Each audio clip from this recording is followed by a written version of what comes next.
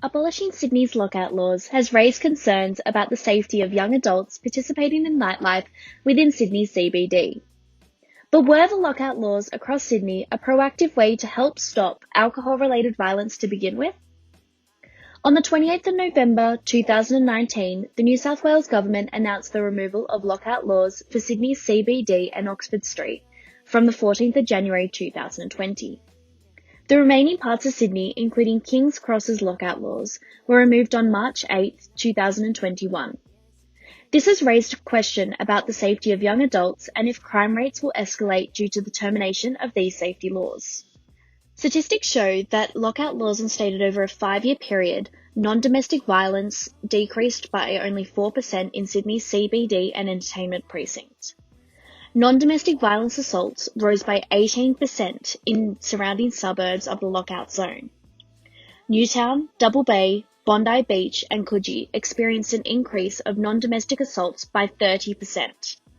This was due to its accessible alternative night spots outside of the lockout zone. Lockout laws didn't help increase the safety of young adults, however they pushed it to the surrounding suburbs of Sydney. Lockout laws were a temporary band-aid for a larger issue. Through interviews, it was abundant that 18 to 24-year-olds felt the same about this band-aid fix. Young adults within this age group suggested that the lack of safety is one of the main reasons they will re-evaluate their nightly plans. Young adults also suggested that without the reinvention of nightlife safety within Sydney, they are less likely to actively celebrate within Sydney CBD. Through our interview process with individuals aged between 18 to 24 years, we created our classic night out.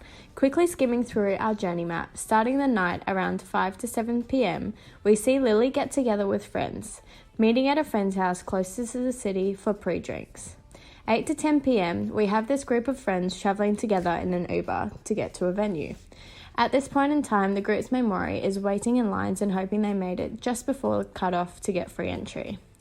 Between 10 p.m. to 2 a.m, this group of friends start to disperse, heading in different directions, individuals travelling to other venues, meeting up with other friends, some are continuing the night, and some are deciding to head to the closest kebab shop, which means your next stop is heading home. This is when we see problems arise. Individuals are intoxicated, individuals aren't as alert or acting as their normal self, going their separate ways, most of the time alone. Lily is alone. Her friend she left the club with, her Uber arrived first. How safe do you feel waiting on the side of the road by yourself in Sydney City at night? You heard all the horrific stats. In the wrong place, at the wrong time, you could witness this yourself, or even worse, find yourself involved. Interviews and surveys conducted revealed that 90% of young women felt unsafe on the streets of Sydney at night, and 92% felt uncomfortable taking public transport after dark. Safety was a pain point that significantly impacted Lily's ability to enjoy a night out in the city with her friends. She finds it difficult to find ways to control her own safety whilst also thinking of the safety of her friends. How can nightlife safety be improved? Previous attempts to improve nightlife safety, such as the implementation of lockout laws, focused solely on violence and didn't get to the root of what safety meant to these young adults.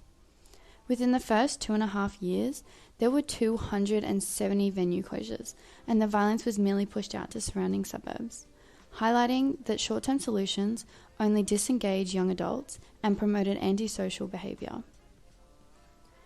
Young adults find themselves shying away from Sydney's nightlife as lockout laws had little to no effect on non-domestic assaults, increasing concerns over personal safety because, while safety is one of Lily's largest concerns, there are no support systems in place to improve safety for young adults that is sustainable and effective long-term. How might we create safeguards for young adults to allow them to have a safer experience and redefine Sydney's nightlife?